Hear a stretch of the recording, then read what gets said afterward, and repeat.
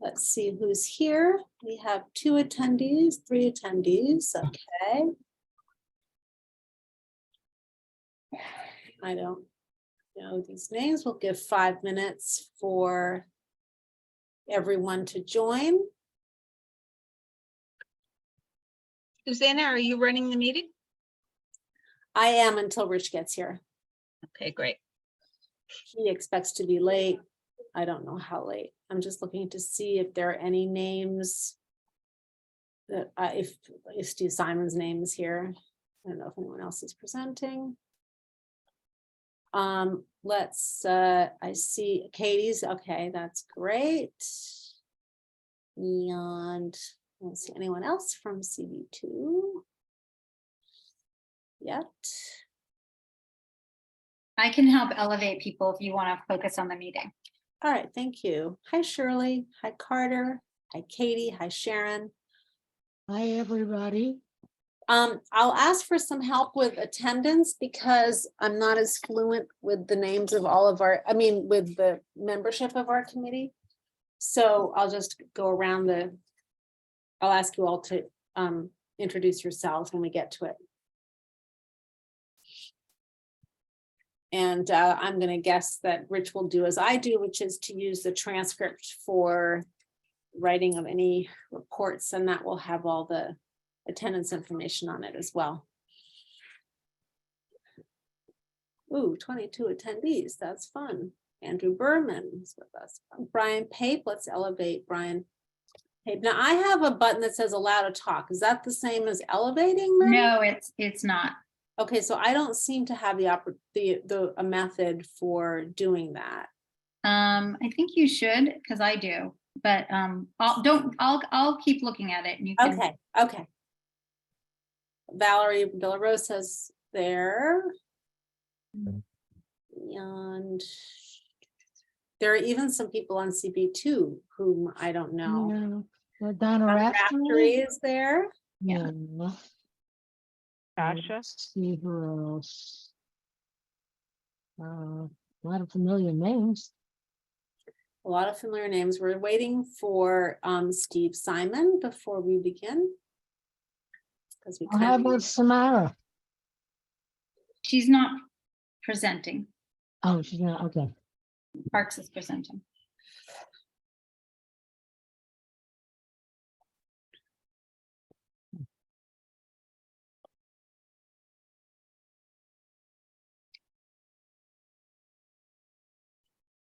just gonna, while we wait here, I'm just gonna look at some notes to see what Rich sent me.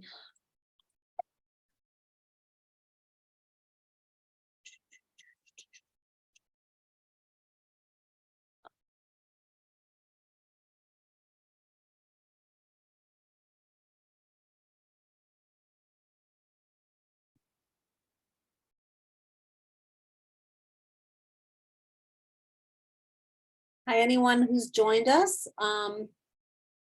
We are going to wait until 6:35 to see who else has joined. And of course, we are waiting for Steve Simon from the Parks Department, without which we kind of really can't start. Rich Cacapolo asks us to start without him because he is struggling to connect. I'm not sure if that's a technical question or if he is in the middle of a meeting at work.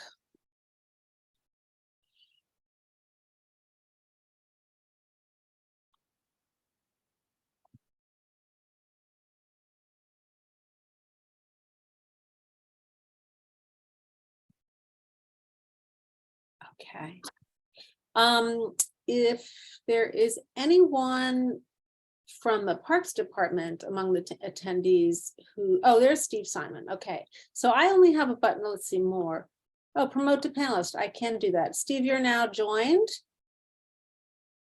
And I don't see you, but yeah, Steve, let us know if there's anyone else among the attendees who should be elevated to panelist. I do, hold on a second here. Yeah.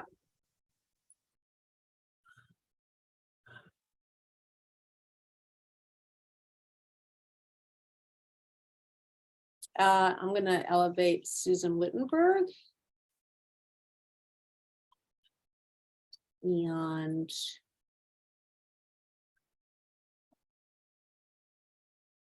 that's all I got for now.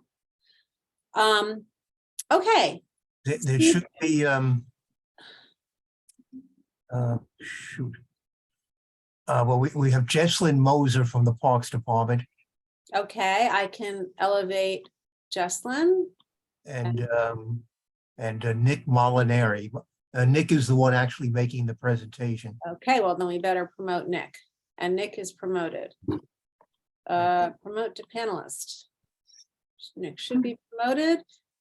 And Nick Molinari is promoted, and the other name you just told me, which I, Jesslyn Moser. yeah, I think I did, yeah, Jesslyn has been promoted. I just don't know where Jesslyn is. She's there. Jesslyn's there. Oh, here it is. Okay. All right, let's begin then. Thank you, everybody who is here, members of Community Board 2 and attendees. This is the January meeting of the Parks Committee. It's not at our usual time because we wanted to address this issue. The agenda that we have tonight is one topic, and that is looking at open space possibilities for a parcel at 388 Hudson Street, which has been used until recently as a water tunnel site to build the third big fat water tunnel into the city. And we have expressed an interest in the past and received a promise in the past to have at least some of the space become open space. And so Steve Simon is here to, and the Parks Department is here to show us what possibilities exist. We're going to start with introductions. Sorry, I'm going to ask people to go around. I am Rich Cacapola is the chair of this committee and will be joining us later. He's been detained by work. I'm Susanna Aaron. I'm the vice chair of this committee. Let's everyone, I'll just go around and have everyone introduce whoever they are. So Mark Diller. You're muted. Yes, thanks. I'm Mark Diller. I'm the district manager for Community Board 2. I'm grateful to be here. Thank you. Yes, Janine is right. It is still a water tunnel site. It is still owned by the Department of Environmental Protection, and it was promised 100% as open space. Mark Diller is our brand new district manager, so welcome. Janine? Hi, Janine Kiley, Chair of CB2. Chris? Hi, Chris Dignas, community board member of this committee. Frederica? Hi, Frederica Siegel. A member of this committee, correct? You think I might know all this. Shirley? Shirley Secunda on this committee. And the chair of traffic and transportation, Brian Pape. Yes, I'm a member of CB2, but not currently on this committee. Thank you. Thank you. Katie? Katie Bordenaro, member of CB2 and co-chair of Land Use and Housing. Thank you. David? Member of CB2, not on this committee. Susan Wittenberg? CB2 member, not on this committee either. Nick, Donna? Member of CB2, chair of SLA committee, not on this committee. Sharon Willems? Public member of this committee. Natasha? Hi, Natasha Vanessians, member of CB2, but not on this committee. Kristen Shea? Hi, yes, Kristen Shea. I am a member of the Parks Committee. Valerie? De La Rosa? Valerie, you're muted. You're muted. I'll move on. I'll come back to you, Valerie. Coral? Coral Dawson. I'm a member of this committee. Carter? Carter Booth, I'm a member of CB2. And Valerie De La Rosa, if you are, anyway, if you're not, yes, answer for yourself. Can you hear me? Now I can hear you, yes. Okay, Valerie De La Rosa, Chair of Economic Development. Thank you. Thank you very much. Okay, and we have, hey, Janine, can you do me a favor? Can you text Rich how to get, he's having a problem with the Zoom connection. Do you mind? I'll send him mine. Thank you. And now if the people who are representing the Department of Parks and Recreation could introduce themselves, that would be great. So I'm Steve Simon. I'm the Manhattan Chief of Staff at the Parks Department. And in the interest of full disclosure, I'm a Facebook friend with both Janine Kiley and Mark, And who? and Mark Diller. Wow. He probably did not mention that when you hired him. No, and you're gonna end up getting a lot of friend requests tonight because we all want to be part of your group. I also should, Dan Miller has joined us, also not of this committee, right, Daniel? I am recently a member of this committee as of it's 24 hours ago. Thanks. Great, thank you and welcome. Anyone else from Parks? Jesslyn Moser? Hi, everyone. Nice to see everyone. Jesslyn Moser from New York City Parks, from the Planning Department and Project Administrator. Thank you. And Nick Molinari. Hi, good evening. I'm Nick Molinari. I'm Chief of Planning and Neighborhood Development for Parks. And also Alicia West. Hey everyone, I'm Alicia West from the Department of Environmental Protection. Nice to see you all this evening. Great, thank you. A lot of that was for the benefit of the recording, but we're grateful to you to take the time with us to do all of this. I think that the way that the meeting is going to go is simply that we are going to toss to you guys and you're going to bring us, entertain us with a presentation. Is that correct? Yes, we have a brief presentation by Nick Molinari. Okay, great. So we'll toss it to you. And there's someone who appears not to be muted. Okay, no, now it's good. No, someone is not muted that feels like maybe should be. Unless, well, okay, whatever. Shoot. Okay, Jesslyn's sharing her screen. I'm not sure if people can see it yet. Yes, new public open space at 388 Hudson Street. I still see a black screen, so mine may be a little bit slow, but I have the deck open as well. So I'll just open it on my desktop. Thank you, everybody, for having us this evening. Wanted to discuss the site at 388 Hudson Street. I'm gonna, Jess, if you go to the next slide. I can't see them though. Why can't you see them? That's a drag. My computer's a little bit slow.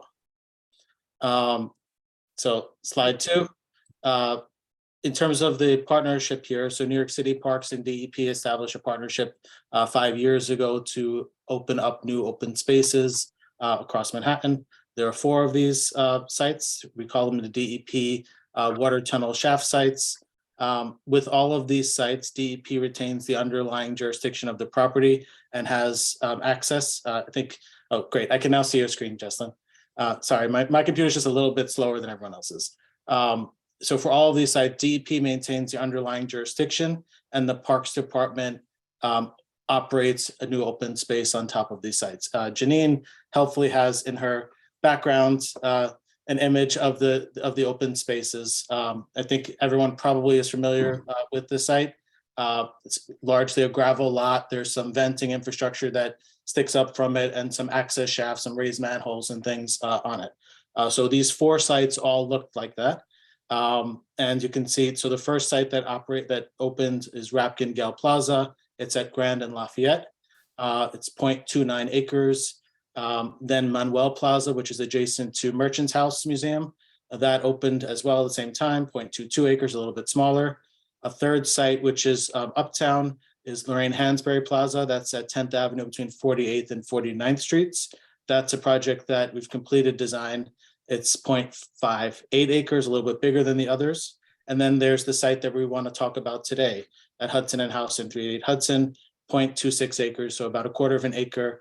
And this is an area, as you can see in the last column, 0.64 acres. Our open space ratio is 0.64. So a pretty low open space ratio for this community, despite Hudson River Park and other open spaces. The city's overall planning goal is 2.5 acres per 1,000 residents. So, we have a pretty low open space ratio here, and that's why we're hoping to be able to transform this site to a small site, but every little bit helps.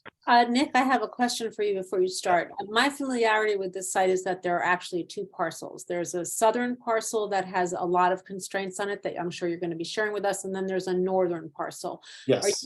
Is this evening about the southern parcel? This evening's about the southern parcel. So the northern parcel from as I understand from the Soho NoHo rezoning that happened, the plan for the northern parcel is for that to be a housing site.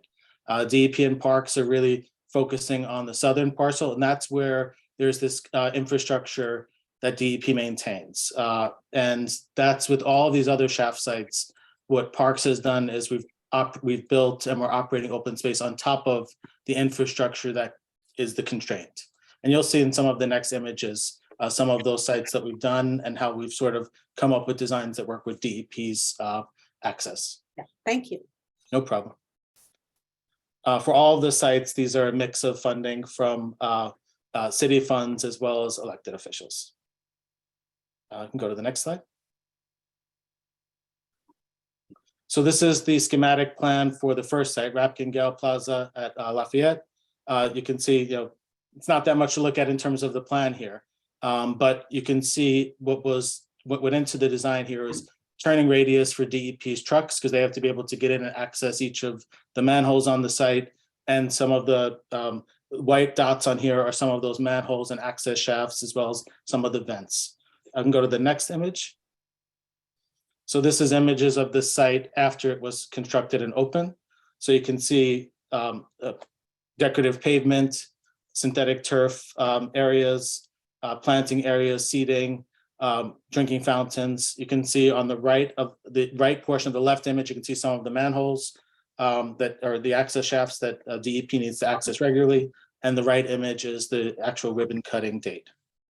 Before you go on, I don't, unless you're going to get to this in your presentation, some of us are very familiar with some of these sites and the constraints they're in. I think some of the people who are attending might not be so familiar with why there are constraints. Can you just briefly describe why there are constraints at this site? Sure. So Alicia's on as well, so she can jump in and correct me if I make any mistakes here. But these are the access shafts that were negotiated decades ago as part of the DEP's plan to build a third water tunnel for New York City. So we have two water tunnels that bring drinking water to the city. They're both of very old age. And the fear was that if one of them would break, we'd have a major situation in the city. So back, I think it was the 80s, there was a plan to build this third water tunnel. And these access shafts are part of that network of where you can actually access into the shafts below. Alicia, if I misspoke, please correct me. Very good, Nick. We're going to steal you for DEP. So they were used as staging areas for construction of the sites, and now that the shafts have been built, they need to remain accessible for maintenance and any other reasons why DEP would need access to get to them, right? So one of the challenging things about this site is when you look at them, it doesn't really seem like there's very much going on, but in fact, there's just an enormous amount of infrastructure below ground. You can kind of imagine like if we were to, like we built a giant building underground, basically. So our operators need to have 24/7 access to these shaft sites so that they can make sure that everything is in working order. If there's ever an emergency, they need to really be able to get in there. With various trucks and toolkits. So it's been a really, for the first two plazas that we've done with the Parks Department, it was a really fruitful and interesting design process because it was a very big challenge to figure out how to balance those interests. But we're really proud of the two that opened in May, one of which is shown here on the slide. Great, thank you for that background. I just think it's helpful as a refresher for some of us and then new information for others. Go ahead. So we can go to the next slide.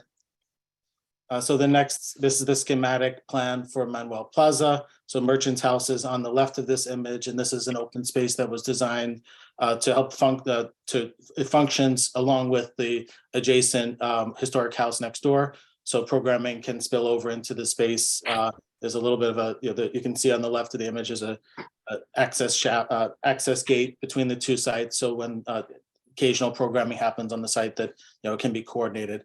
But again, you can see it was designed with turning radius of trucks and to avoid the critical infrastructure. But we were able to fit around the edges, landscaping, benches, and another synthetic turf area. Which, if you go to the next image, you can see a photo. So this is not the best photo. It's very hard to get a good photo of this site, but there's a synthetic turf patch in the center. And then towards the back, there's significant landscaping around the sides of the building, drinking fountains, benches, and other amenities. And go to the next image. So this is Lorraine Hansberry Plaza. This is the site up at 10th Avenue and 48th and 49th Streets. A bigger site. This is the entire frontage of 10th Avenue, essentially. And the DEP critical infrastructure in this side is really under the 48th Street side of the site. So there's a plaza space that's designed there. That's where the same infrastructure that you see at Hudson Houston site pops up. So that's where the vents and things are. The right portion of the site, we were able to get a synthetic turf, sizable synthetic turf area. We also have a ground spray feature for children and adults during summer.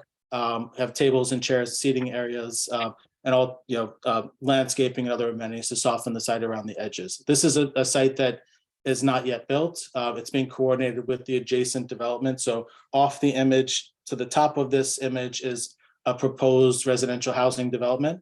And this is being coordinated with that housing development. They're actually going to be staging on the site in this instance for a while, and then the open space will be built when they're done staging. So that's why it's a little bit delayed. But all four of these sites sort of were going along the same trajectory. Two of them so far are open. This is probably the third site, and then the site we're going to talk about today. So this is the site we're going to talk about today, Hudson House, the intersection of Hudson and Houston. The area outlined in green in the lower portion of the image, that's the portion that we're looking at tonight. You can see sort of in the from the Google image here, you can see sort of some of the access pads. You can see some of the lighter concrete there, and even you can see some of the manholes from this as well. This is an open space that was proposed as part of the Hudson Square Business Improvement District, which articulates creating an open space on this site. And it will help. Actually, I just want to jump in. This was promised as an open space when the DCP first purchased this site in 1999. So this is not because of the bid, it's because of, I just want to clarify, sorry. No, thanks, Jenny. Yeah, all these sites go back to the ULURPs. So all the three sites that I mentioned, they all go back to the original ULURPs when the shaft sites were originally proposed. So you're 100% correct, Jenny. And one other clarification, it's my understanding that this is actually not in the special district of the Hudson Square bid. I just looked at a map today. They expanded it. I'm sorry? It's expanded. Yeah. Oh, the Hudson Square bid is expanded north of Houston Street now. Is that correct? Yeah, I think Samara's on as well, but she's not a panelist. But yes, that's my understanding. Okay. Yeah, it's part of the district. So in terms of planning implementation, like the other three shaft sites that I mentioned, the proposal here with all of these sites is that the underlying jurisdiction remains with DEP because, as Alicia mentioned, there's some critical infrastructure. It's basically an underground building underneath the site that they need to access pretty regularly. And we would have the open space on top that Parks would manage ultimately. And in this instance, we're hoping to work with the Hudson Square bid, we've partnered with them on other instances of building open spaces to be able to revitalize the space and to create a better open space. We can go to the next image. Great. So this is the example of another site where we partnered with the Hudson Square bid. This is Spring Street Park. I think most people probably know it. We were proposing following a similar type of approach here, where ultimately the bid would design the open space with feedback from the community. And in this instance, input not just from New York City Parks, but also DEP, because they're the entity below. And then ultimately it would be Parks that would construct the space. And then it would be operated and programmed by the bid, similar to how Spring Street Park model operates. And we go to the next slide. So this is the same image you've seen on the previous slide and also Janine's background on the bottom image. The proposed project funding, we have in hand $1 million from New York City DEP. For each of these shaft sites, DEP transferred funding to parks. And for each of the shaft sites, it has not been enough to be able to realize the full open space. So we've coordinated on each of the shaft sites that we've done so far, working with elected officials, and that's what Steve's done a great job of getting the funding to be able to build these spaces. So we have 1.62 million in borough president funding, as well as the $1 million in mayoral funding in hand. And then we're proposing tapping into up to $1 million in the Class F funds that the bid has to design the space. And can I just jump in? I'm sorry. The Class F funds are taxpayer funds. They're not bid funds, correct? They are The bid is managing them. the bid is they've been collected from developments that the bid has. No. They've been collected as a result of the restrictive declaration from the 2013 Hudson Square rezoning. If we want to. Yeah, I just want to be clear. It's not bid money. It's So the taxpayer bid money. is managing these funds on behalf of the Parks Department. Yes. But they're the Class F funds that the bid is managing. Yes. Yes. I just wanted to clarify whose money it is. Sorry. And so in this instance, our next steps would be this meeting today, where we want to coordinate on a project launch. And then the bid would ultimately allocate a portion of the Class F funds towards this project. They would issue an RFP for design services. And our hope would be to be able to have a community input meeting this spring or summer. Similar to all parks projects that we have a public input meeting, and timing wise, we'd be looking at spring, summer. The image on the bottom, you can sort of see the delineation of the properties. So the blue mural area and the currently gravel lot in front of that, that's the portion that we're not focusing on today. That's the portion that's been proposed for housing. It's the area to the south of that, on the other side that's outlined in green, that we'd be building this open space ultimately on. And you can see in this image some of the infrastructure, which you can see a little bit better in the last slide when we go to Q&A. And this is our anticipated project timeline. So the dot all the way on the left, that's where we are today. This is our project launch. As I mentioned, next steps would be bid allocating funds and issuing an RFP for design services. Then we'd have a kickoff meeting similar to all parks projects with the bid, their landscape architecture firm, and the community to start the design process. We then would have a year-long design process starting spring, summer to spring, summer. So spring, summer 23 to spring, summer 24. That would involve us coming back with designs as they are developed through the community board for approval, and then going to PDC for approval as well. After the design is complete, we'd go through, the parks would then take the designs and we would procure a contractor for construction. And our current timeline for procurement, I think we've been saying 6 to 10 months. Since the pandemic, it's been a longer lead time on procuring contractors. So we're looking at really about 10 to 12 months for procurement. And then construction, once we have a contractor on board, we'd start the construction on the site, anticipated to be about a 1-year duration for construction. So from today to 2026 ultimately would be the timeframe if we proceed in this path. And the next slide is a better image where you can see sort of, for folks who are less familiar with the space, you can see in this image some of the vents that are sticking up, some of the raised access shafts, some of the sunken manholes and access shafts as well. And now we're open to Q&A if you have questions for us. Can you do me a favor also? Can you share this presentation with us? I can give you an email. If you could actually email it to Rich Cacapolo, Sure. that would be helpful. Absolutely, Suzanne. Thank you very much. I can take care of that. All right, Steve, thank you. Thanks, Steve. It just saves me from having to write more notes when this is just a better resource. So I think what we'll do is we will begin by opening it up to questions from members of the committee. What we normally do is open it up to members of the committee for questions, and then members of the community board to members who are not on the committee, and then to the public. So if you would like to ask a question or make a comment, please raise your hand. Hey, Susanna, sorry, it's Nick. Is it possible to also unmute or Samara so she can, if there's questions. Yes, of specifically. course. Hold on one Thank second. you. I will elevate Samara. Hold on one second. Thank you so much. Reminder, Samara Karasik promoted to panelist now. And let me go to the top. Sorry, I'm seeming a little clumsy, but I'm not really so bad. Coral Dawson, you have a question? Yes. Well, first, I'm very happy to see that there's momentum on this. It'll be fantastic to have something open to the community soon. I did want to clarify, it's my understanding that both lots are dedicated for open space. There may have been discussions by different parties about using it for alternative sources, but the intent of both spaces is still open space. Is that correct?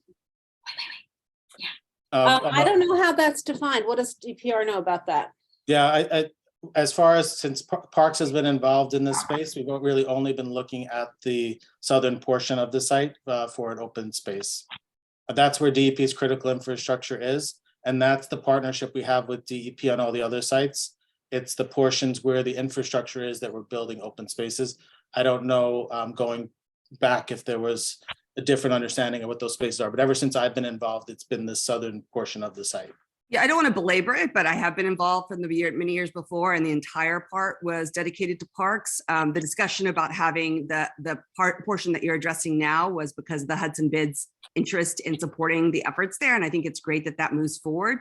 But I just want to make sure, like in cleaning up the presentations and things like that, that there isn't an assumption that has certainly not been decided by the community and would be reversing what it was originally intended, which was that both, and maybe there's a way of doing, recreational space and also having housing, but the primary use of both lots, it's supposed to be open space for the community. And so I'll tell you what I know about this, and I don't know if Janine knows otherwise. There was a letter written to Community Board 2 in 1998 that said that that DEP would give up the space because the community had an interest in open space on both of the lots. Of course, that was 1998, which was before Hudson River Park was founded. So I don't know what has happened in the course of the Soho.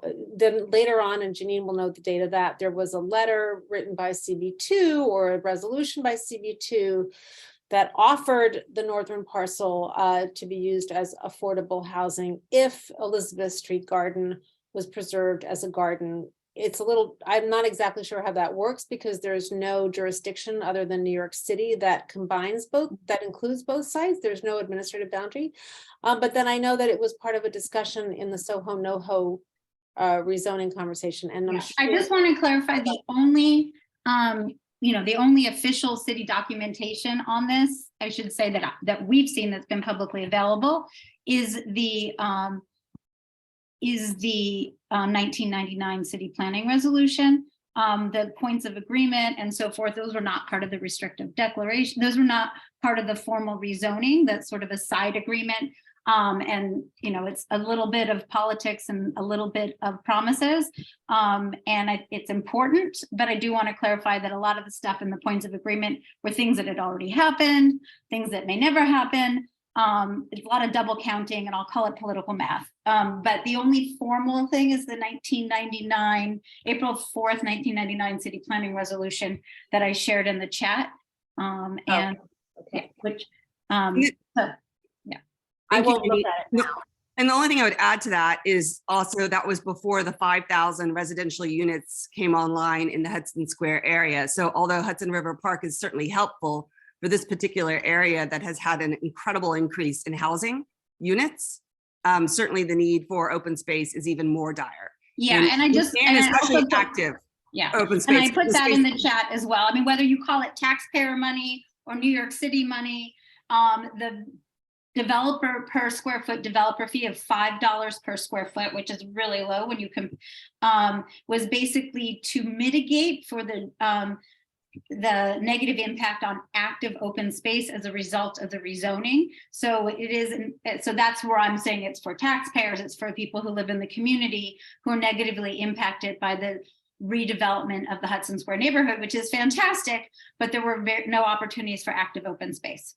And in this design, a proposal design would still not be active. So that although it's great to have it utilized in some way that you could have open space, it certainly does not address the need for active open space, which is absolutely incredibly pressing in this area. And Right. even if it was Thank you, mentioned as a sidebar for Soho NoHo, it's not in Soho NoHo. Yeah. Can Okay. you guys stop sharing the screen? I don't know if we need Yeah, to. I think that would be helpful. Yeah, thank And you. I just want to make one more clarification, which was not in this presentation. There are 3 sources of money that could be used at this site. Mayor de Blasio allocated $1 million into fiscal year 2018. In fact, it went to all the water tunnel sites. And Borough President Levine included 1.62 million in fiscal year 23 for this site. Those funds are dedicated to 388 Hudson. And then anything in the active open space fund is potentially for any active open space that's in the Hudson Square study area. Well, those sources of funds were mentioned in the presentation. Yeah. And I just wanted to break the 3 out. That's all. Sorry. this site is mentioned specifically as a possible use for the open space funds. Yeah, I just wanted to, the reason I wanted to make Coral, your question need was to to make move sure on. that the, I'm no, sorry, I just, Coral, the whole there's a reason lot I of- was making, I know the whole reason I was making the comment though is because the presentation has the other part with HPD and that should be removed and changed because it's not part of HPD, the law. I just don't want to cause greater confusion if we're going to circulate a presentation that's mismarked and mislabeled today. Well, it's a site that will be developed for housing. So that's the reality. And the reality is that the only portion that the Parks Department has been given the go-ahead to develop is the southern portion. And we are anxious to proceed.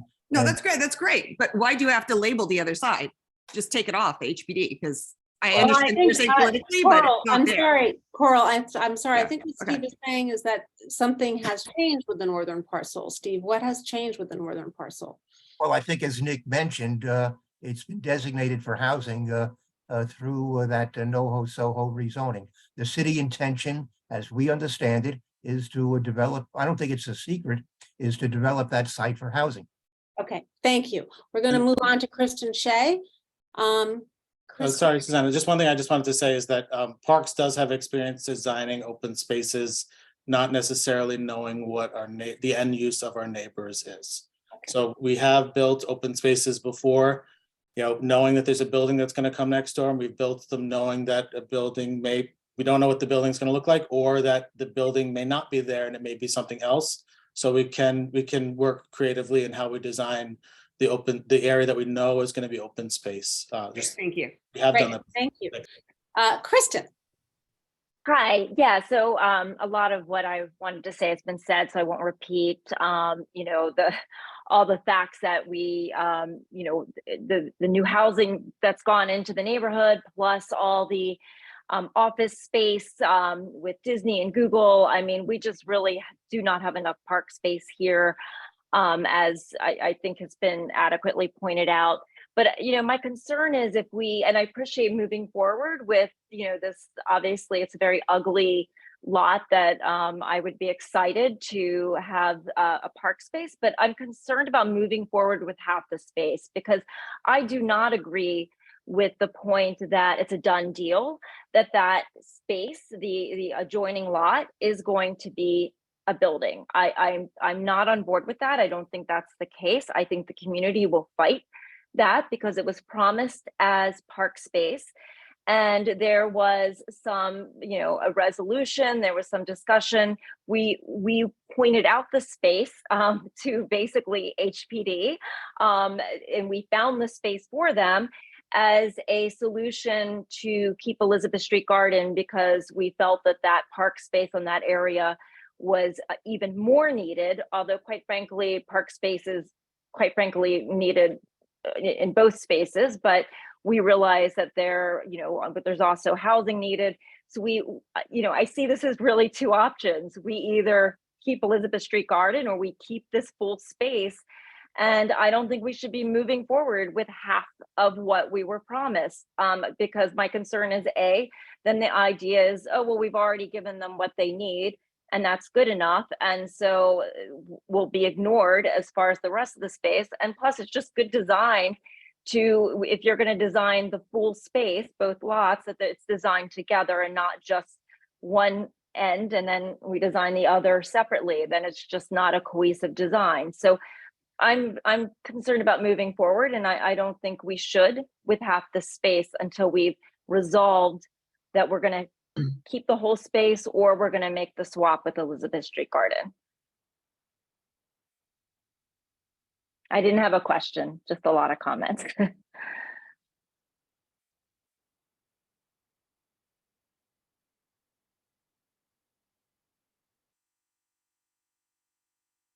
I'm sorry, Frederica, I was muted. Yeah, thank you. I agree with what Kristen's saying about proceeding with developing half the space. I'm not necessarily taking a position on what I think should take place on the northern parcel. I just feel that it's kind of inefficient to deal with them independently. I also regret hearing what I continue to feel is a very leisurely process on the part of the Parks Department. And I wish that we could find a way, maybe I'm saying opposing things. I'm saying on the one hand that I'd like to deal with both parcels together, but I'd like to see them move forward together a little less leisurely. If the bid, here's two questions. If the bid has $5.5 million in their open space fund, and we only access what I heard was 1.6 million for this, I'm wondering what the use of all the rest of the funds is. And I'm assuming that fund will only continue to grow. So perhaps I could hear what the bid thinks about that. And my other question is, Coral mentioned 5,000 units of residential. I know that was kind of a pipe dream, but the way Coral put it, it seemed as if these 5,000 units had developed and that was a source of the money in the open space fund. Am I wrong on that last point? It's my understanding that actually less residential has been developed in Hudson Square than was intended to, and that the open space fund is actually much less funded than it was originally expected to be. But I could be wrong about that. I don't think we have anyone from the bid here to respond. Well, I'm sure. I'm here. Yes, I'm here. we do have Hi. some. Oh, right. So let me, if I could just rephrase the question.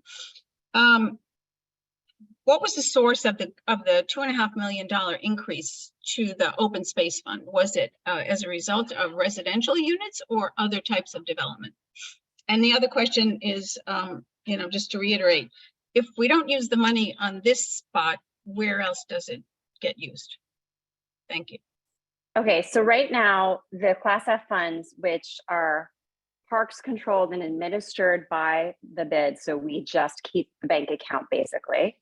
There's $5.74 million in that fund now, and that is all from commercial buildings converting to residential properties, because commercial buildings pay into the bid's annual assessment and the residential buildings do not. So they pay the one-time $5 per square foot fee. It goes into the Class F funds. And then, as has already been discussed, and Janine, thank you for putting in the restrictive covenant into the chat box, it can be used for this site and a number of other sites, and parks in consultation with the community board and the council member decides how they're going to be used. So it's all from residential. It's all from conversion to residential. That's correct.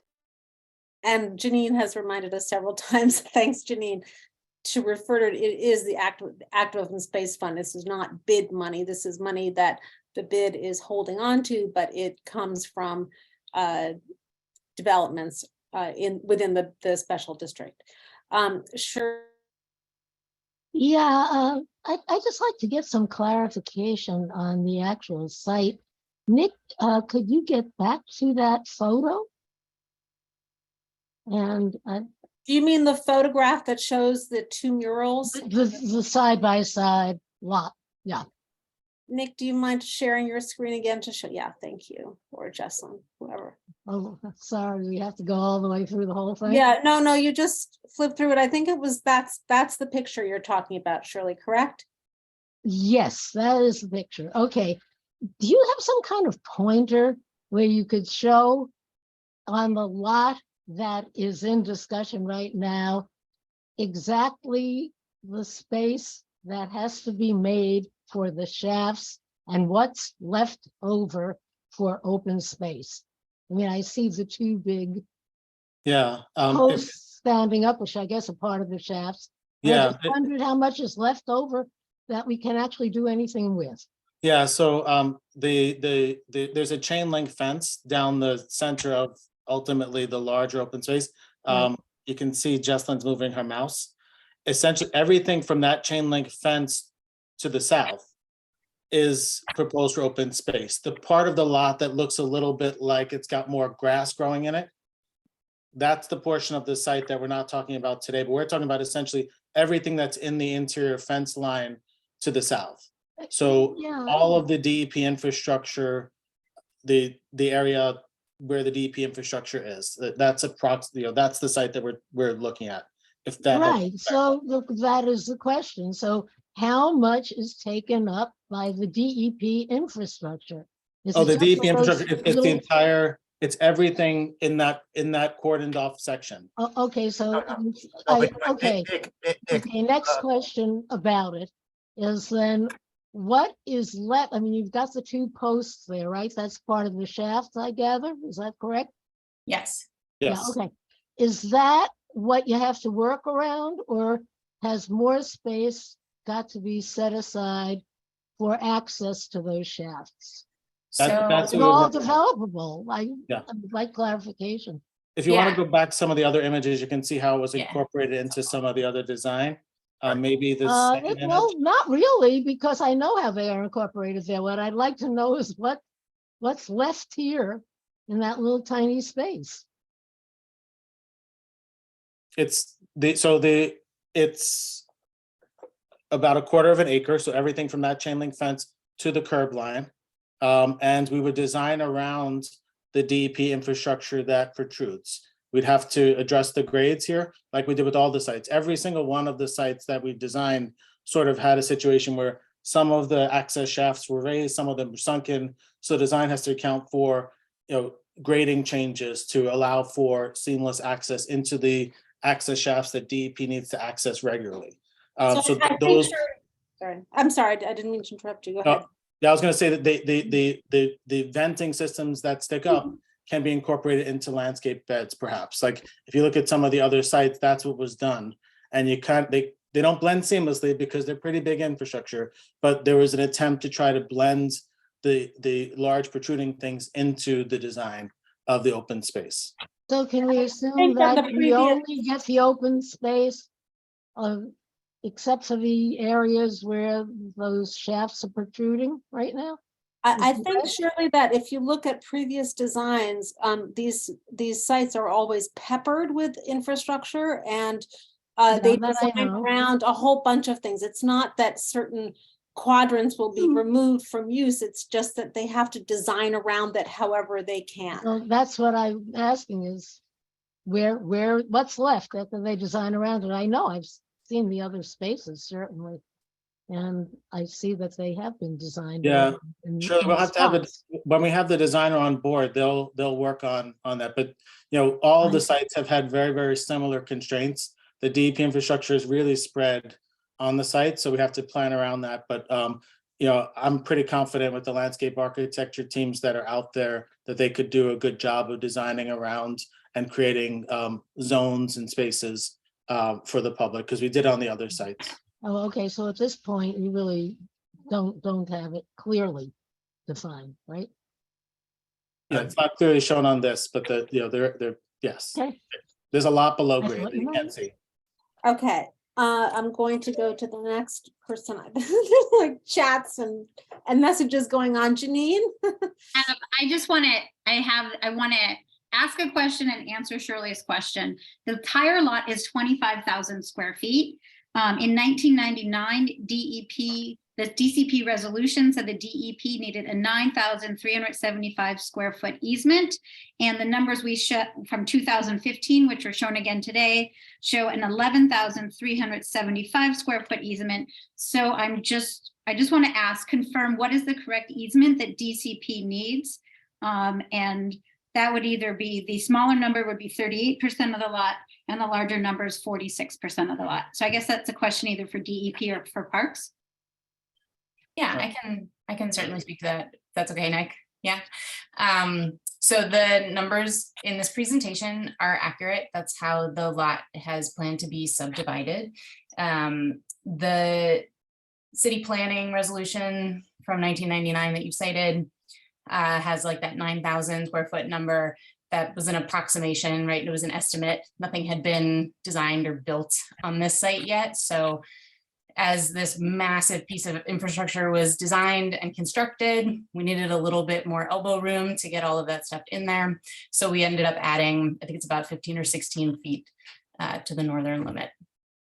That's why that fence line, that's why that. Okay. And why did the easement get larger? And is there another DCP resolution making that larger? It was always an approximation based on, you know, just what was planned. When you actually have to get in there and figure out all the, like literally the hardware, like where all the pipes are gonna go, sometimes it's not always as planned, right? Depending on like the geology, it's like way beyond my understanding of it, but it ends up being a pretty complicated design process. And so as things were designed and constructed, it just took up a little bit more space on the site.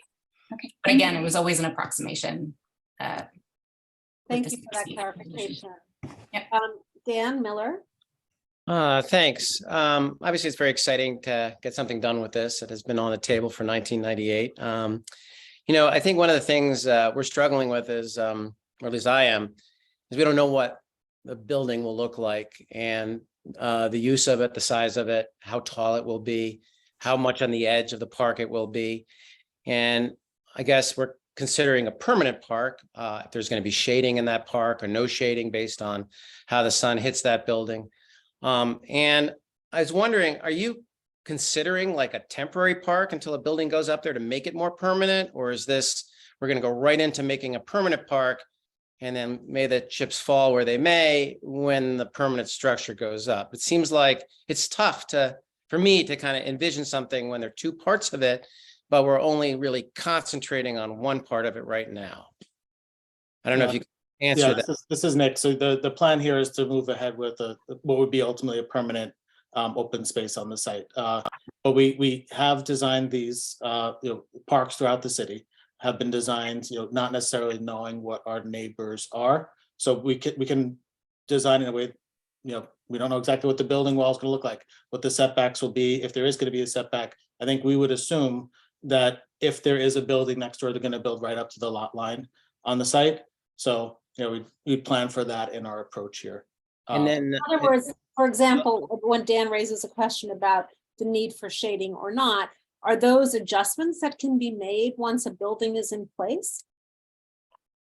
I think essentially here, what we're going to have is like the other sites, you have a lot of infrastructure below. There's limited space where we ultimately could put plantings. I don't think that changes where the building is, honestly. The building next door is the least of the concerns, if there is going to be a building next door, because of the infrastructure below. So I don't think it's ultimately going to change too much. And I think to the point of whether we should wait or move ahead now, I would say the design constraints on this site are such that we really should proceed with this site because it's a very different design process that we're going to have going through on this portion of the site, which has critical DEP infrastructure, than, if there was a universe where there wasn't housing next door and that was going to be an open space expansion, that is not as complicated as open space, would not be as complicated to design. And I'm not saying that's the case because that's not my understanding with that northern portion, but this southern portion is really, really complicated. And it only is going to get more and more expensive. So that's why I think we're hoping to proceed with this now. Thanks. Sorry, Dan, go ahead. Follow up, thanks, sorry. So thanks for that. And then, this also leads into the next question, active space, use of the space, passive space. I saw some comments here about, oh, this would be great for pickleball courts. But this is like stage one of the process. And then we're going to be talking about uses in the next stage or 2 steps from now. Where does that come into play? Yeah, that'll be with the visioning meeting that we have.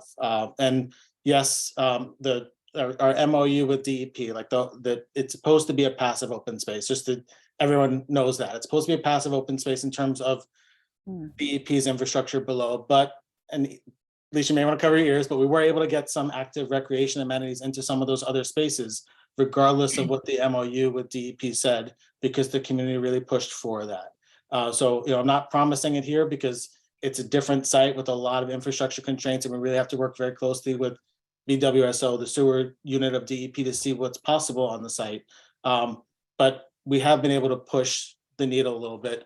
So like we have plants, we have trees in the ground. And originally we didn't think we were gonna be able on any of the shaft sites to get trees in the ground. We have, fixed benches, and originally we didn't think for any of the shaft sites we be able to get any foundations on top of this infrastructure. So like the thinking has changed a little bit on some of these sites, and maybe because we have 2 sites open and we're able to, and we have had no issues with those 2 sites that are open now.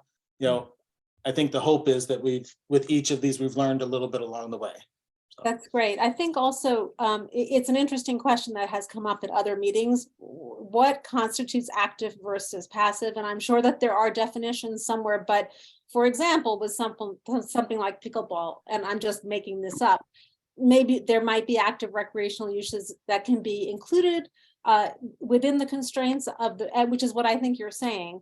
And I think also there's a question of whether this fund is allowed to be used for passive recreation. That was a question that came up previously. So I'm going to guess that those kinds of questions would get ironed out in this process. That's right. I think we'd iron it out in the process. I can't say pickleball and whether it's possible on this site because I don't know the constraints yet. We really need a designer. But what I would say on the other sites is we do have synthetic turf patch there that, someone could kick a ball on that. We have, at the West 48th Street site, we have a spray shower. That is a very different site because it was incredibly big and there wasn't as much DEP critical infrastructure, but we, have been able to incorporate some amenities, and the hope would be to work collaboratively to see how far we can push things. Thank you for that. Sharon Willems? Oh, okay. The pickleball thing was addressed. Thank you. But I have another question. On the first 2 sites that was shown, already finished, it seemed to use artificial turf, I think that's what it's called, instead of grass. I'm just wondering why that is. Yeah, I think the concern being because the amount of grass or area that would be grass-like was so small that it would have gotten so much use that it would have really been destroyed in that instance. It's not like a really large lawn space. The other being that because there's critical DEP infrastructure below, we're trying to minimize areas where we're irrigating. So, right, we don't want to, and a lawn would really, a natural turf lawn may require a lot of irrigation and other things that could be an issue. Right, interesting point. David Gruber? Hi, thank you. I actually was at the meeting with DEP back in the day where they made the presentation to the community board. It was very clear that there was a verbal contracting agreement that the space that they use for the tunnel would be returned to the community for open space. And it's gotten compromised over the years. I'm not sure about whether this site for housing was voted on and designated absolutely, or it was suggested that this might be a receiving site for housing. But I could even see during this meeting, there's and this Zoom meeting, that there's a lot of confusion about jurisdiction and who has it, and open space active, open space passive. And I don't understand the rush to have this happen. This community has waited a very, very long time. I'm talking now to the Parks Department. I know that's what your mission is to advocate for parks, and that's fine. But we were promised this, and then we memorialized it in a reso. That being said, what we have to have happen here is certainly a master plan before we move forward, and it could be delayed. And that's kind of picking up about what Dan was saying. We have to have a master plan. We have to see exactly what the city's intention is on their property to do housing and parks. It's ridiculous, in my opinion, to build a park. And Steve, you said you're looking, or was it maybe Nick, that it should be a permanent park, or it will be a permanent park, before we know the configuration size of the housing. So I don't think that we can move forward with the park right now until we figure out the complex jigsaw puzzle. Certainly making a permanent park without the master plan of where the housing will be, how it will be configured. And Nick, you're saying it's going to be to the, I don't know if it's going to be to the edge. I don't know anything. Nobody in this room, the Zoom knows it, but we're making the assumptions that we do. I'm calling for to table this, get a master plan, let the city take a look at what we're going to do, have it nailed down, have a current city council people and the current city council vote on exactly if this is a receiving permanent site. I don't think it was Soho. And that's what I'm going to call for. Thank you. I hope the committee, yeah, 1 second, Suzanne. And I hope the committee follows that up with a reso to do that. Thanks. Bye. Thanks, David. Sorry about that. Federica? Yeah, thank you. Rather than letting the perfect be the enemy of the good, I wish that there were a way to phase in the uses of the entire site and do something with the southern parcel that allows some kind of use as a on a temporary basis, with the understanding that the final plan will be implemented once the northern parcel is the use of the northern parcel is determined. And perhaps, I don't know what the legalities of this are, but pickleball is easily put down and picked up. And rather than the northern parcel being completely empty, perhaps it could be used for some kind of pickleball or active recreation while we're waiting to make the master plan. But I hate to see the whole thing grind to a halt. And likewise, I hate to see the whole thing be finalized. I'm going to add my 2 cents in as a member of this committee. Tonight is not a night to talk about housing. So my personal opinion is that we have this opportunity to develop this southern parcel, and I feel like the time value of money works against us, inflation works against us, and that we should be going ahead with this. It's been lying fallow for a very long time. As far as housing is concerned, I think that if we are going to have a discussion about what happens on the northern parcel, this community board needs to have a full conversation about what should be there. There's a lot of assumption that the community board today, 25 years after the 1998 promise of turning this space into open space, that this community board would necessarily feel the same way as it did in 1998. It's just a long time to assume that we still hold this position. So that's my 2 cents. And I think that I don't see any other hands up from our committee. I see Carter's hand, and then we'll go to the public attendees. Carter, go ahead. Yeah, Susanna, you raised excellent point. I agree with you on a lot of it. I think that one of the things that we've heard over and over again that people are maybe not accepting as much is that there's the limited things of what you can do with the water tunnel sites. You can put a little bit of stuff over the top, you can dress it up a little bit, but that's about it. There's not a whole lot of development that can be done. And I think it can be changed easily in the future as well, but you can't stick shovels in there. You can't do a whole lot. And we've heard this over and over again. And we've seen it, and we see it. So, you know, while I certainly understand the sentiment, I mean, the reality is it's very limited. Why not move forward with something on this site? And it certainly doesn't preclude the other site, because it's still not going to change the fact that you can't disturb anything in the southern portion. And thank you. I think that we should also sort of stick with the reality when we hear the Parks Department say something, if they're correct, that the site has been assigned to somebody else.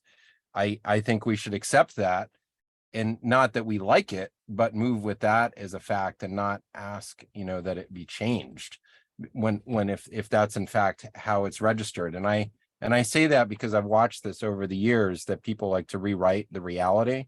And the facts are what the facts are, and we have to engage with that. And you know, that's something here. There have obviously been very significant changes in different parts of the city have addressed it in different ways.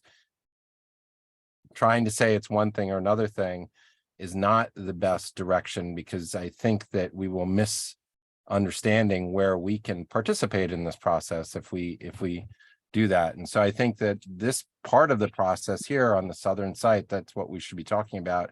And I just want to understand, I guess my question, Susanna, is sort of what are we being asked here? And what is the presentation for? That's a good question. It's not the design that's coming.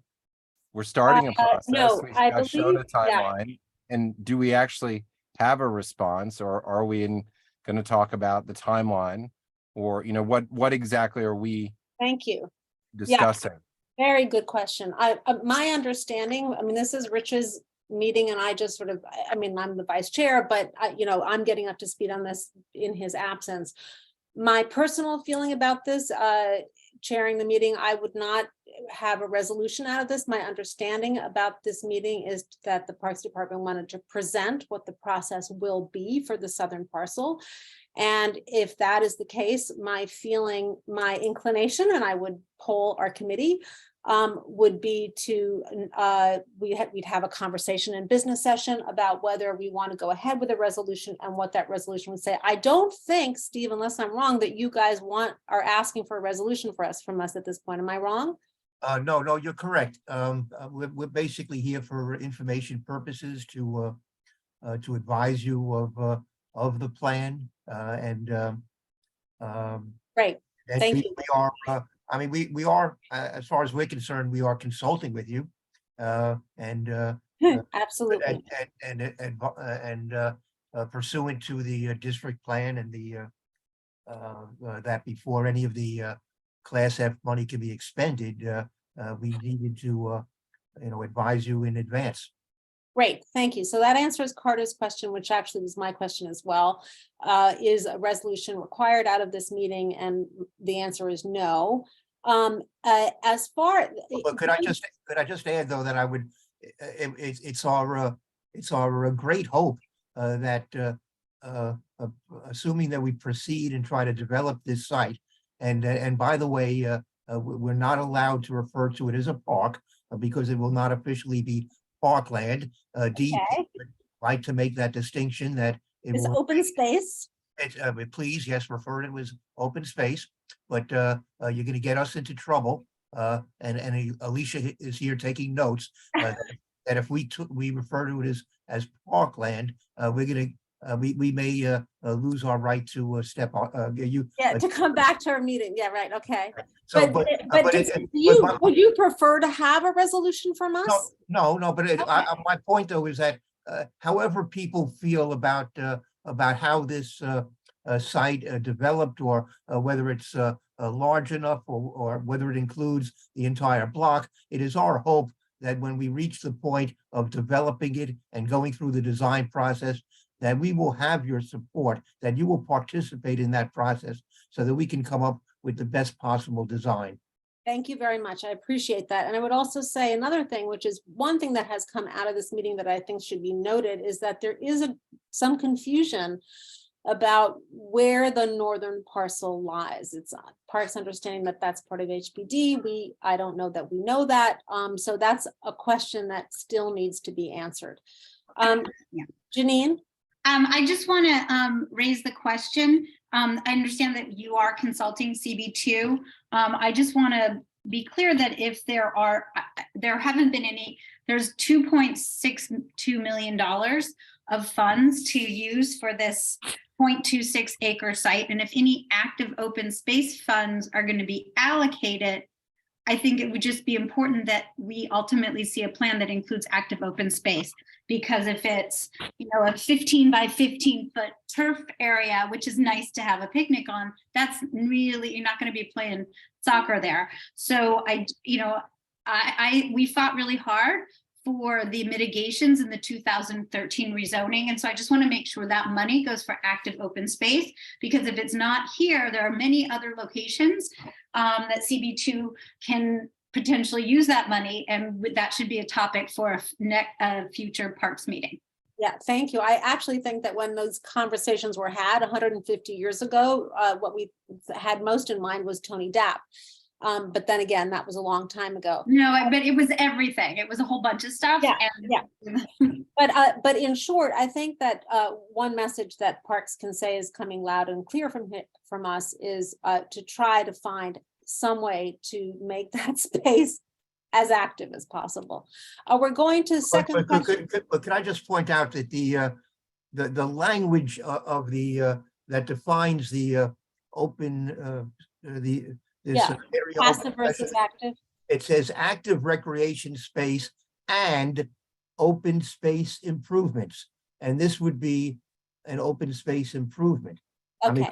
I mean, Nick has explained that we're going to try to push the envelope and include whatever active recreation we can. But I do not feel that this violates the letter or the spirit of the open special improvement fund.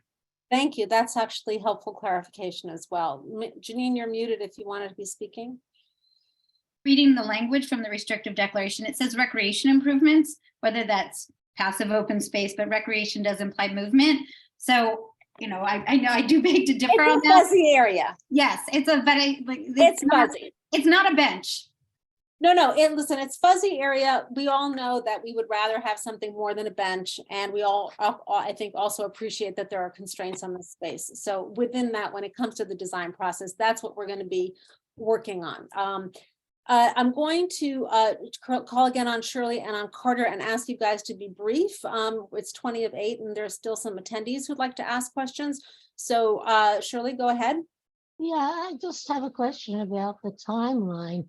I know that Nick, you were talking about completion in 2026. When would you guys anticipate beginning? In other words, you would start with some kind of community input type process, right? And Yes. when would you anticipate doing that? That would be spring, summer of this year. That's our hope. Spring, summer of this year, kicking off a one-year design process. So spring, summer of next year, that will be complete. Then a year for procurement and a year for construction. That's the best case scenario. I know, you know, we're all hoping that we can move our construction projects more quickly. I know someone had mentioned it, like Parks is in the same boat with Frederica. We really do want to move our projects quickly. It's all city projects are incredibly slow, and we're trying our best. Sorry, I was typing. Carter Booth. Yeah, so my my follow-up question to the first question I asked was, we had a similar meeting to this, you know, at some point since COVID has happened. I don't remember how long ago it was, where the Hudson square bid had presented. Can you remind me of what the outcome of that meeting was? And this is clearly linked to that, but what I forget all the details of that meeting. Maybe you could, did we resolve anything at that, or what was the presentation? It was also with the active versus passive discussion. Are you asking me that question? Or you or anybody else who might remember. My recollection of that meeting was that it was kind of inconclusive because there were a lot of questions. There were questions that sort of kind of stalled the process. One was whether that fund could be used for a site as constrained as this one, and two, are those two parcels to be viewed separately or as one? And so there was kind of a little bit of head scratching, and it was kind of put on the back burner. That's my memory, unless someone else recollects otherwise. Steve, you guys were at that meeting too? I mean, you did. Well, I don't believe that I was there. Okay. Yeah, I wasn't either. No, I think it was Ellen Bear. Right. Yeah, I'll just jump in. This was, it was May 2021. And the only presentation we had in terms of slides was one that CB2 prepared, and the ones that I shared with the committee about sort of all the different factual background information about the history of this site. And I can put that in the chat. So that, I don't think we had a resolution, but I will defer to Rich on that. Right. So that also would have been before we obtained the funding from the borough president's office, which has really given us the ability to move forward at this point. Yeah. Has there been any funding from Councilmember Botcher's office?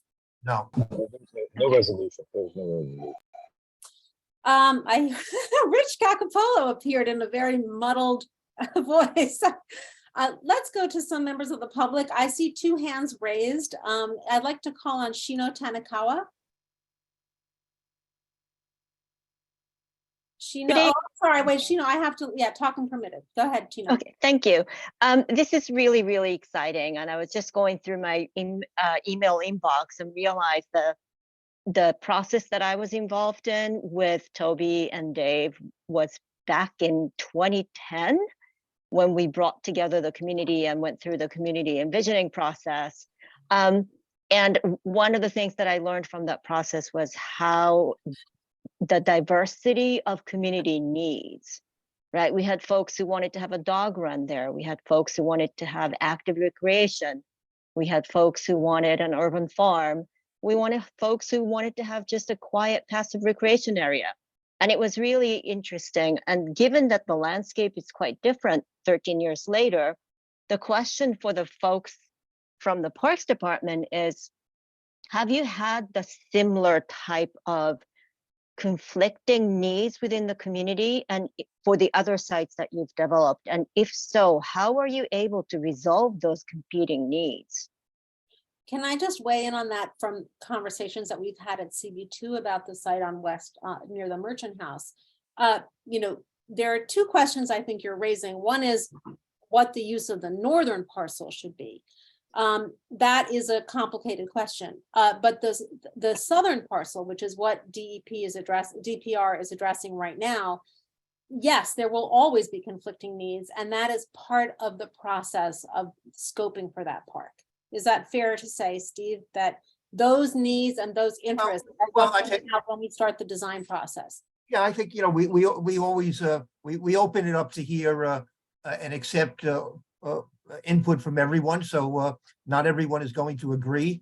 And but I think you know, our architect, I think, did an amazing job at the other 2 sites in Board 2 and managed to incorporate as many different ideas that people had to try to satisfy different people. I wouldn't say that we had really you know, a great deal of conflict between the ideas, but you know, we tried to provide some open space and an area where some people could have some gatherings, and where some people could have a corner where they could sit and relax. We tried to put together a couple of benches where people could see each other as they're talking.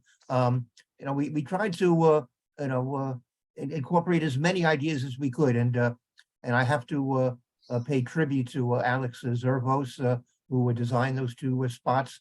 In fact, I'm hoping that he that his designs get recognized and that he wins an award for them, because I thought he really did an amazing job there.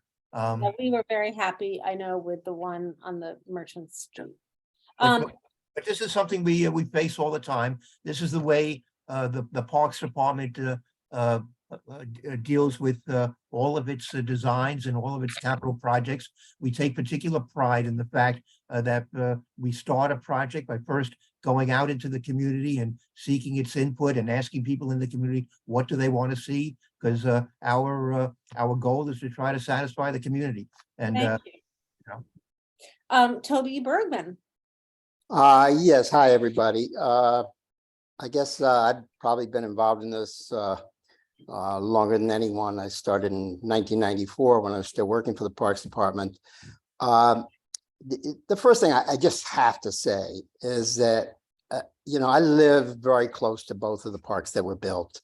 You have to go there and take a look. They're failures. People don't go there. Nothing happens there. The benches are located miles from each other, so people can't really look at each other and talk. I know they tried very hard. The constraints,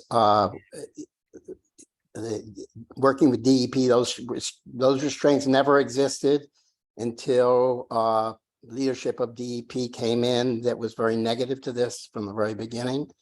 What I would like to urge the committee to do and the board to do is pretty much along the lines of what David said, is put this off. I mean, Yeah, put in something temporary there. Hopefully something active and temporary. I think there are possibilities. Pickleball is a possibility. Actually, the Hudson River, the bid has had success with small temporary parks at the Holland Tunnel site, where they spent very little money, but made attractive places for people to have lunch, to sit together.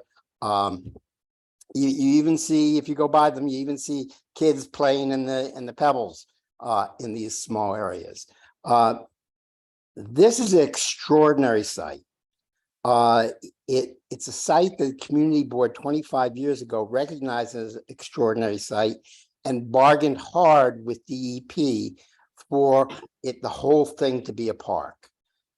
You have to look at the whole thing as a whole after you know what the north end is going to be. What goes at the south end should be very different if it's a park at the north end or if it's housing at the north end. And Susanna said something I agree with. Things have changed in 25 years. We have Hudson River Park now, we have Pier 40 now, which we did not have then. Children in this neighborhood were desperate for play space way back then, and they're less so now because of Hudson River Park and because of Pier 40. It's quite possible that this should not be, the north side should not be a park, and it should be affordable housing. It should, perhaps it should be recreation center, other things. These things, what happens at the south end very much relies on and connects with what happens at the north end. They shouldn't be seen as independent sites. And I think it would be a very big mistake to spend a large amount of city money for a purpose that is not attached to the north end. If the north end is going to be a park, then the south end should be connected to that park. And it's not true that you can just say, okay, we put a park over here, now we're going to put the rest of the park over here, and the two have nothing to do with each other. Don't waste this money. Find other things to do with it, or hold on to it, put something temporary there, and move forward as quickly as possible with a permanent solution to this entire site. Thank you for hearing. Thanks, Toby, and welcome back. Marie Ann Arisman. Hi, I'm Mary Ann Arisman. I'm sorry. Okay. I am a resident of St. Luke's Place, have been since 1987. And I attended all of those meetings with David Gruber and Toby Bergman. And I remember all of the vibrant ideas that we had when we were promised a park on that full block, that it would be an extension of the James J. Walker Park. And we were very excited. The kids at Cydia's school came up with amazing ideas. They were going to move their greenhouse there and grow vegetables. And it was just great. I think some of those kids are probably now middle-aged and in the midst of their careers. But I think we need to look at the whole lot as a whole lot. The southern lot is obviously the most important to DEP, but the whole lot for our community. I look out on James J. Walker Park. It is used constantly, morning to night, and the kids come from not only PS3, Cydia's school, they now come from the new middle school that we have built in our community. And that is used heavily for all of their PE classes and all sorts of activities. We need to think of that. It is a changed community. It is more children. It is more residential.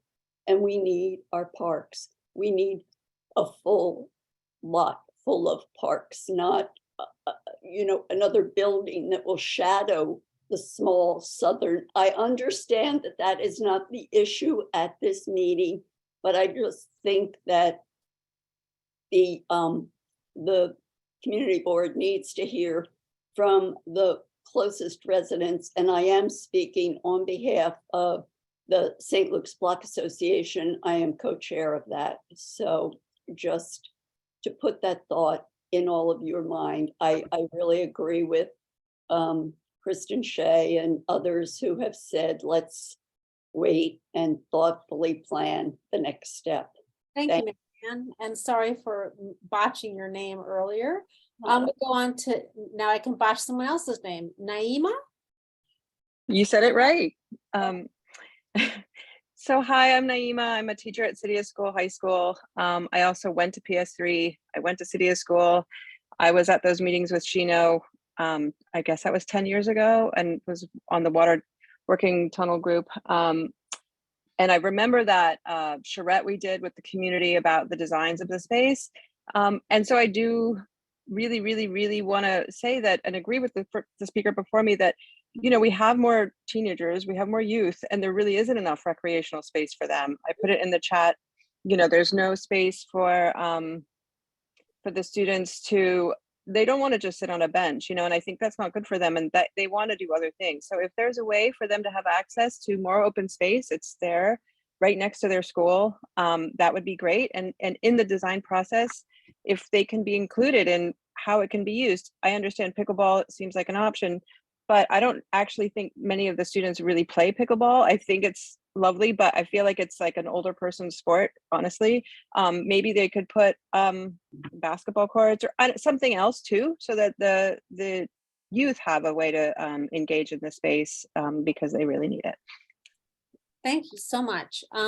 We have one other hand up, which is Cass Architect. I don't know if that's your name or just your label, but Cass. Hi, yeah, my name is Cass Smith and I'm an architect. I'm not sure. Okay. Yeah. I live in Hudson Square. I'm on the HS bid actually. And I grew up on Perry Street, went to PS 41 and my friends went to St. Luke's. And so I know the area pretty well.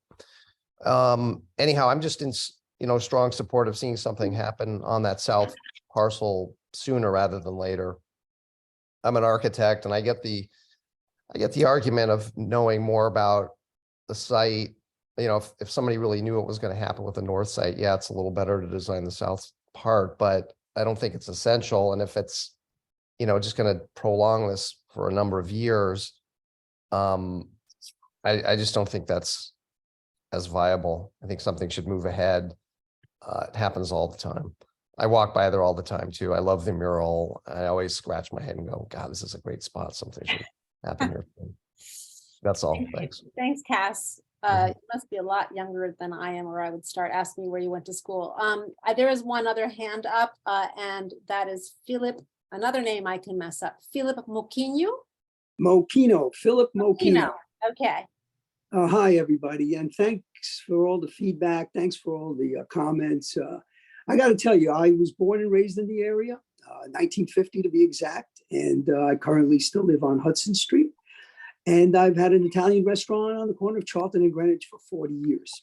And I want to say that the community board too, especially when I was on that board for 5 years, I remember, and I was on Shirley Segunda's traffic committee, Charlie, and I remember some contentious battles. Washington Square Park was one of them. I thought there was going to be civil war over that one. And a lot of people had different opinions. As time went on, and I got to tell you, there were other very difficult decisions that had to be made in terms of development in the neighborhood. And when I was a kid, there was one park, Thompson Street Park, and that's half the size of what it is now.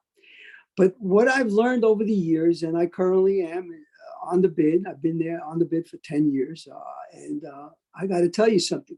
One of the things I always can look back and say that the greatest enemy of development progress is this vacillation, indecision, and analysis paralysis that sets in. I think, and this is my opinion, I don't speak for the bid, there's a plan existing, there's the relationships existing between parks and between other agencies like DOT. I say, as Carter said, let's do something now. Because if we don't do something, that money will go away. The city is going to defund a lot of things. They're in trouble right now. And at the same time, I got to say that we as a neighborhood will come through this. Eventually there'll be something there. And people on the community board, they won't be there in 5 years. They won't be there in 6 years, and there'll be somebody else. And I would hate to see that space be the way it looks now. Thank So you, with- Philip. Yeah. We have one other hand up. It's 7:59. I'd love to wrap this meeting up in the next 5 minutes. We have Jeffrey Rowland. Why don't you speak? I'll try to be as brief as I can. I'm kind of two minds on this issue. I guess I divide on this along with this whole Zoom meeting. On the one hand, I am very sympathetic to the idea that it should be treated as one lot. I look at the way DEP built the lot. They park their cars and their equipment on the north side, work on the south side. So they've considered it one lot while they're doing the work. And the community was promised the lot. Okay, I get that. I'm also very much concerned about the money drying up, which is the last one that he mentioned. And the reason for that is recently our garden had an iron fence put in. It took us 5 years to get the permits, the money, the funding to get that iron fence put in. It began to be constructed literally a month before the pandemic. And if it had been 3 months later, that money would have dried up on the spot. And the only that we would have had was a design for it, and nothing would have gotten built. And that does concern me. So something, as Frederica said, is the enemy of the perfect. Be the perfect be the enemy of the good. I agree with that. So I'm kind of leaning that way, but it really is unfair for the city not to consider it one lot. It should have been made, the whole thing should be mapped as parkland, is my view. Thank you very much. I hope you all have a nice night, and Happy New Year to those I haven't wished Happy New Year to yet. Thank you. Okay, that is the end of the hands up, the raised hands. I would be inclined to thank the Parks Department very much for this presentation. A lot to think about, still some unanswered questions about the northern parcel, which would not get answered in this meeting. And I would thank everyone for their attendance and wish you all a good evening. Is everyone okay with adjourning? We should have a business session. No business session? Well, I'm not sure what we need to do in a business session, but sure, we'll have a business session. Let's say goodbye to our presenters, and anyone who is here as an attendee is welcome to listen to the conversation. We will not be entertaining comments from the public at this time. Thank you. So Rich is not here. Rich is sort of here, but I think he's got connection problems. Is there something my personal feeling about this as vice chair is that it would be great to write a report from this meeting and to share all the details of the presentation as were shared with us. Frederica, you have something to say? Yes, thank you. I don't want to slow you down, and I won't be long. But I took a minute and I went back to the language of the Area Open Special Improvement Fund, just so we know what it says there. Yep. It says, for the purpose of funding active recreation space and open space improvements located in the residential open space study areas. So that's vague enough to apply to everything, right? And then continuing, it says, appropriation of funds may be used for similar and appropriate recreation opportunities that may be identified from time to time if the previously outlined sites have already been completed or if such projects are not feasible. So there's an out there. Great, and that confirms what Steve's understanding. Yes, and secondly, going back to the commitments letter after the Soho NoHo rezoning, the first item under the first category is housing. And according to that document, they intend to prioritize the development of 388 Hudson for affordable housing. They intended for community engagement to start through HPD in the fall of 2022. And they intend to issue an RFP for 100% affordable housing during 2023. So in their mind, that's the disposition of that. Thank you. That helps explain the origin of that understanding. Anybody else? All right. Thank you guys very much. Poor Rich, he says he keeps getting kicked out because of, I don't know, some connection issue. And it isn't a popularity issue, Rich, although kind of fun to have this meeting with you there and not there at all. He would like to get a sense of from each committee member on whether they feel we should support the start of the scoping process or not. I think we have to also bear in mind what we have heard from the community input tonight. So let me pose Rich's questions to the group because he keeps getting kicked out. Can we get a sense from each committee member on whether they feel we should support the start of the scoping process or not? Let's do that verbally. Frederica? I think I would support that if it was on the basis of a phased approach, not a completed park. Thank you. Shirley? Yeah, I tend to agree with Frederica. And in other words, we were talking about the possibility of a temporary application and then move along from there. Thank you. Coral? Coral, you're a public member, right? Yeah. I mean, I think that's fine too. Great, thank you. Susanna Aaron, I also agree with going ahead. I'm sorry for being so ignorant of, I know that Dan, you're on our committee. Yeah, I'm in support of something temporary. I still am confused about if we lose the money or not, or if we can actually use it for another area within CB2. I mean, that's kind of like really pushing me in one direction or another. Obviously, if we go ahead, Janine, can you answer that again? I mean, I'm not, it's not my money, but it's my understanding is, well, there's 3 piles of money. There's 2.6 million from de Blasio and Levine that are dedicated to this site. And the $5+ million in the active open space fund, obviously not all of that would even be considered used for the site.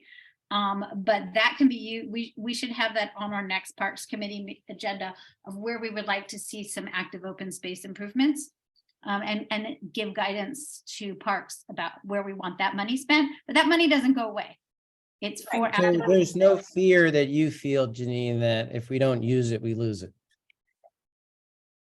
For the active open space, I don't have enough feeling for the discretionary funds from Mayor de Blasio and Borough President Levine. No, yeah. What we lose is the time value of money. I mean, yeah, right. You do lose that. I'm gonna go along with the flow then. I just feel like I don't have enough information to make an educated recommendation. Okay, Christian Shea.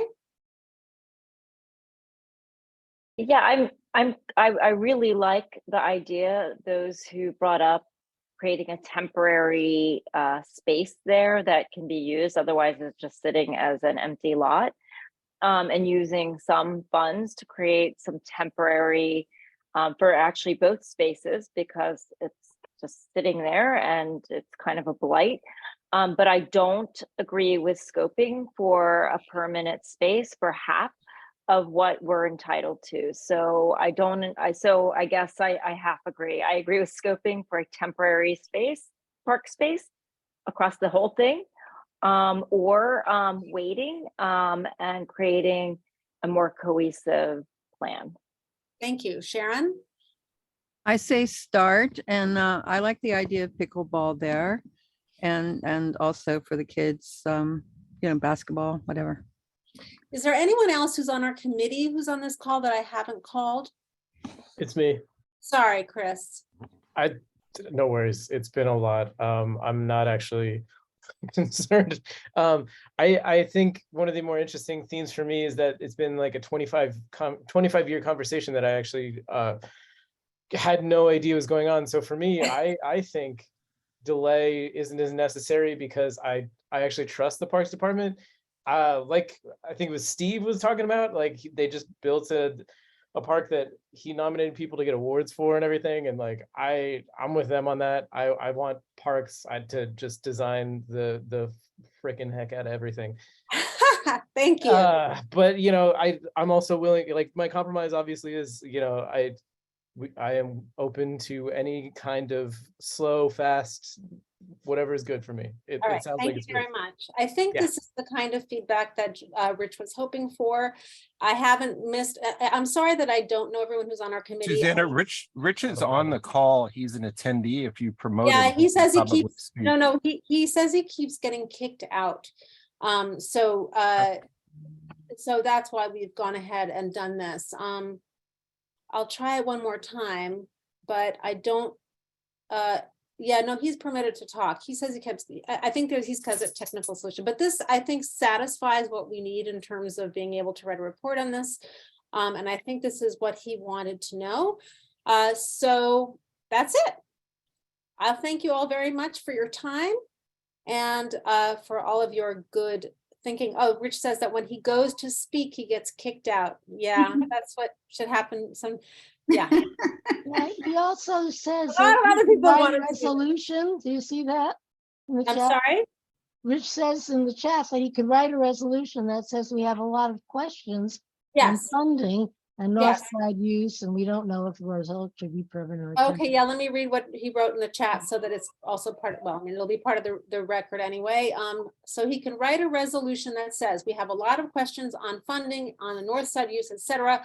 We don't know if the result should be permanent or temporary, but as to the question of whether we should support the start of the scoping process, we can say we should, and we can vote on that one.